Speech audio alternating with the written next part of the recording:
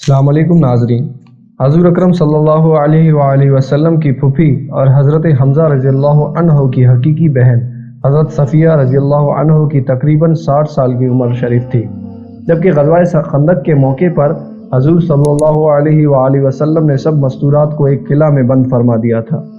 اور حضرت حسان بن ثابت رضی اللہ عنہ کو بطور محافظ ان میں مقرر فرما دیا تھا۔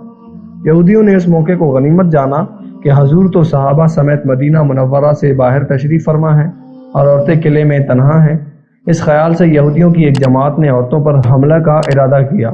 اور ایک یہودی حالات معلوم کرنے قلعہ پر پہنچا۔ حضرت صفیہ نے کہیں سے دیکھ لیا اور حضرت حسان سے کہا کہ یہ یہودی موقع دیکھنے کے لیے آیا ہے، تم قلعہ سے باہر نکلو اور اسے مارو۔ حضرت حسان رضی اللہ عنہ ضعیف تھے، ضعافت کی وجہ سے نکل نہ سکے، تو حضرت صفیہ نے خیمے کا ایک کھونٹا اپنے ہاتھ میں لیا اور خود نکل کر اس یہودی کا سر کچل دیا۔ پھر قلعے میں آ کر حضرت حسان سے کہا کہ چونکہ وہ یہودی مرد تھا اور نامحرم ہونے کی وجہ سے میں نے اس کا سامان اور کپڑے نہیں اتارے، تم جاؤ اور اس کے کپڑے اتار لاؤ اور سر بھی کاٹ لاؤ۔ حضرت حسان رضی اللہ عنہ اپنے ضعافت کی وجہ سے ہمت نہ فرما سکے تو دوبارہ تشریف لے گئیں اور اس کا سر کاٹ لائی اور دیوار پر سے سر کو یہودیوں کے مجمع میں پھینک دیا۔